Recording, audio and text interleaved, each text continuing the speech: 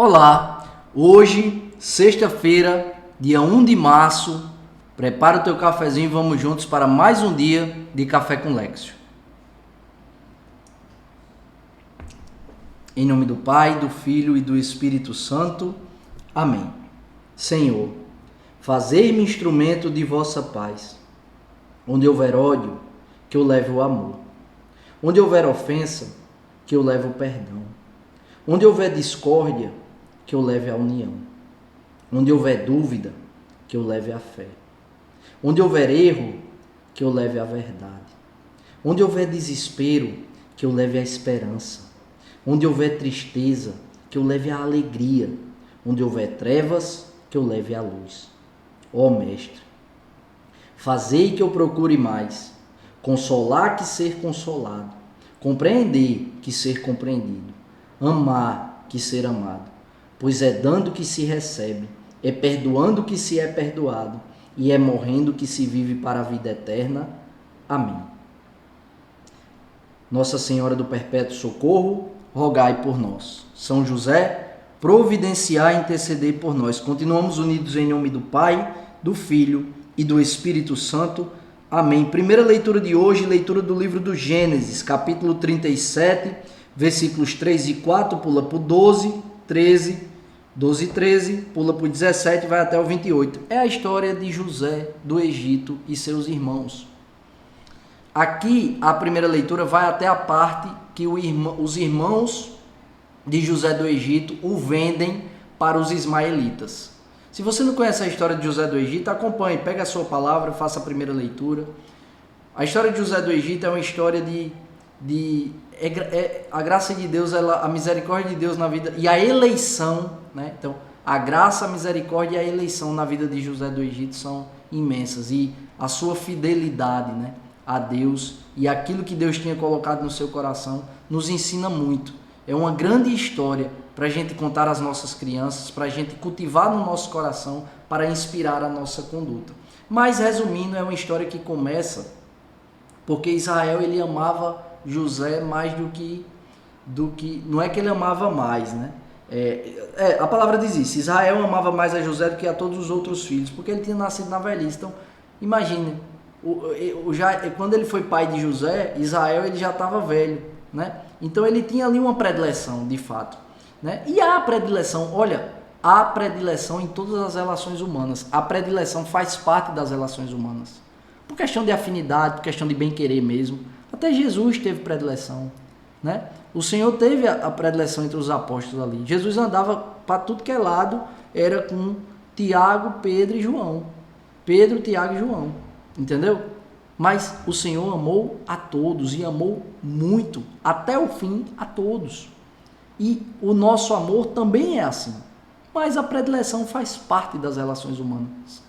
E a gente não pode deixar o ciúme e a inveja tomar conta do nosso coração. Porque foi isso que aconteceu com os irmãos de José do Egito. Tramaram a morte por causa do ciúme e da inveja. Da predileção que José, sem pedir, tinha do pai. Pois bem, aqui eu quero me ater só a isso, porque a primeira leitura de hoje vai até a parte da venda, né? Tramam a morte dele, jogam ele na cisterna, depois pegam ele e vendem como escravo. José é vendido como escravo. E quantas vezes eu e você não faz isso? Quantas vezes, olha, nem eu nem você estamos imunes, nenhum de nós estamos imunes ao ciúme e à inveja. Você pode dizer, eu não sou invejoso, eu não sou ciumento, graças a Deus.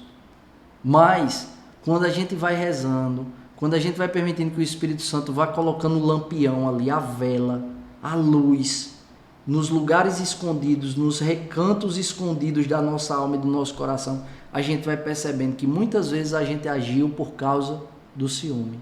A gente agiu por causa da inveja.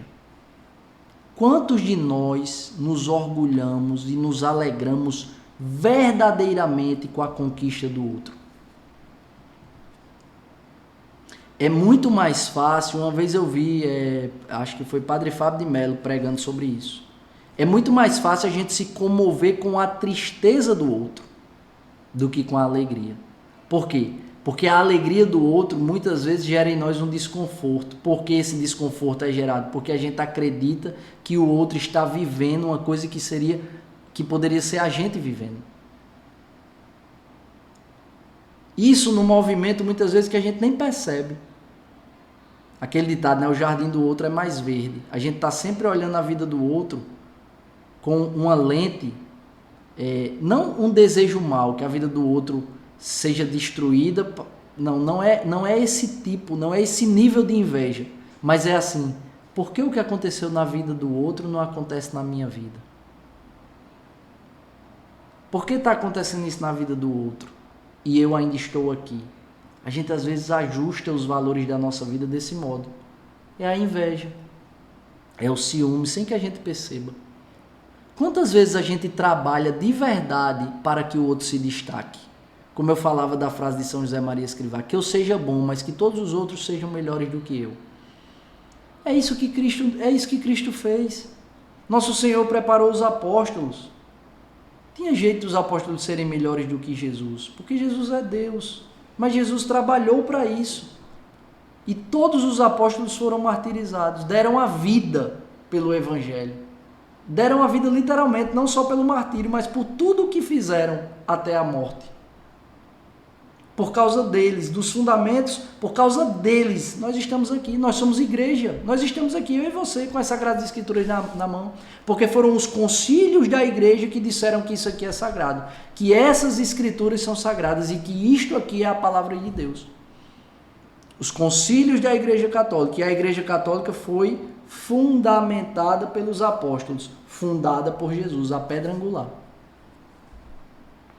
Jesus, a pedra angular, os apóstolos, os fundamentos, os pilares. Jesus os formou para fazer ainda mais coisas do que ele. E assim deve ser a gente. A gente deve ser degrau para o outro subir. A minha vida e a tua vida. Esse é o nosso chamado vocacional. Fazer o outro ascender com a nossa existência. Porque quando a gente luta para ser melhor, a gente torna o outro melhor. O entorno da gente fica melhor, a gente melhora o ambiente, a gente melhora os corações, a gente desperta um desejo nos corações de quem está ao nosso redor de querer ser melhor. Olha que maravilha. Olha se isso não é a antecipação do reino dos céus para nós. Eu não invejo, eu não tenho ciúme do destaque do outro. A gente que vive em comunidade, a gente deve pedir essa graça ao Espírito Santo. Senhor, dá-me a graça de não ter ciúme de quem o Padre George gosta mais, de quem Lidiane gosta mais. Mas dá-me a graça, Senhor, de amá-los e de buscar não o elogio, o bem-querer, o reconhecimento, mas o amor. De quando eles chamarem eu estar ali pronto para o serviço.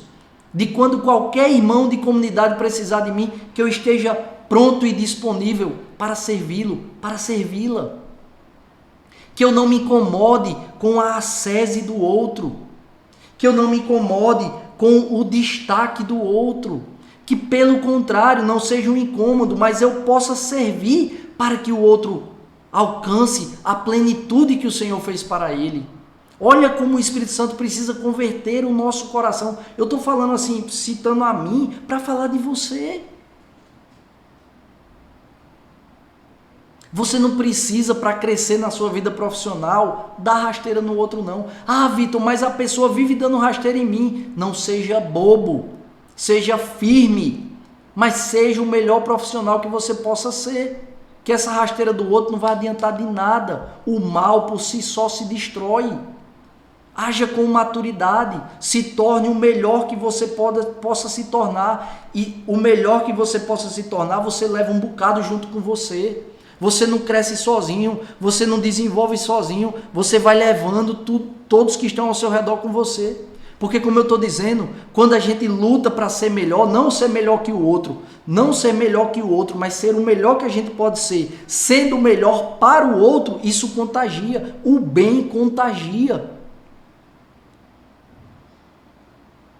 Peçamos ao Espírito Santo essa graça hoje, com base na primeira leitura, de não sentir ciúme e inveja do outro, do próximo, do irmão, mas que o Espírito Santo possa nos conceder a graça de ter um coração generoso, que age com generosidade para que quem está ao nosso lado cresça e a gente se alegre com a alegria do outro. Não apenas se comova com a dor, mas se alegre com a conquista do outro. Eu me lembro, eu vou citar aqui nominalmente, tem um casal que eu amo muito, que é Bruno e Rafaela, né? A quem a gente chama de Finha. Pois bem, quando eu passei no concurso da Marinha, olha, o Bruno me ligou, eu me lembro que eu estava no Rio Grande do Sul. O telefonema de Bruno me fez chorar. Por quê? Porque eu sentia a alegria que ele sentiu com a minha conquista. As palavras de Finha sempre, quando ela vê qualquer conquista minha, o modo como ela fala comigo no WhatsApp, no Instagram, onde for, a gente não é grudado não.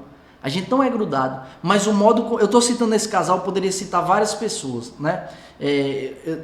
Por favor, não sintam ciúme ou inveja porque eu estou citando eles, mas é porque eu me lembrei deles aqui agora. De verdade, o modo como eles se alegraram com a minha conquista comoveu o meu coração, que me levou às lágrimas. Por quê? Porque é difícil a gente ver esse movimento da alma.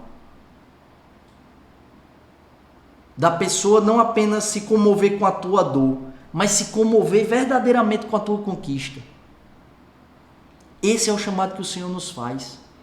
Esse é o chamado que o Senhor nos faz. O evangelho de hoje, Jesus conta a parábola dos vinhateiros.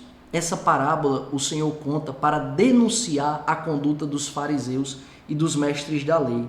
O evangelho de hoje é Mateus capítulo 21, versículos 33 a 43. Pula para o 45 e vai até o 46. Essa parábola, Jesus está denunciando com essa parábola a conduta dos fariseus e Jesus também está falando de si mesmo. Porque o dono da vinha manda os trabalhadores, que são os profetas, e os vinhateiros fazem o quê? Matam eles. O dono da vinha manda mais trabalhadores e os vinhateiros matam eles. Finalmente o dono da vinha manda o seu próprio filho, porque acha que eles vão respeitar sendo filho. E os vinhateiros matam o filho para ficar com a herança. Qual a recompensa que o dono da vinha vai dar quando encontrar com esses vinhateiros? Senão o modo como eles procederam com os que o dono da vinha enviou. Os sumos sacerdotes e os fariseus, quando ouviram a parábola de Jesus, procuraram prendê-lo. Por quê? Porque a palavra de Deus faz isso conosco. Anuncia o amor e a misericórdia, mas denuncia o pecado que muitas vezes está dentro do nosso coração e a gente não tem consciência. Que peçamos ao Espírito Santo essa graça, do Espírito Santo desvelar, denunciar tudo que ainda há de mal em nós, para que nós possamos converter o nosso coração, né? Transformar o nosso coração ciumento, invejoso, num coração cada vez mais generoso. Generoso de tal modo que não ignora os profetas, generoso de tal modo que não ignora a palavra de Deus, as Sagradas Escrituras, o Cristo que nos fala, generoso de tal modo que não ignora o magistério da igreja, o catecismo da igreja, a doutrina da igreja, generoso de tal modo que não ignora Jesus Cristo na Eucaristia. E, de fato, usa esse tempo oportuno, a Quaresma, para permitir que o Espírito Santo transforme tudo o que precisa ser transformado em nós. Que Deus nos abençoe e nos aprove a cada passo. Se vivo, vivo pela misericórdia do Senhor.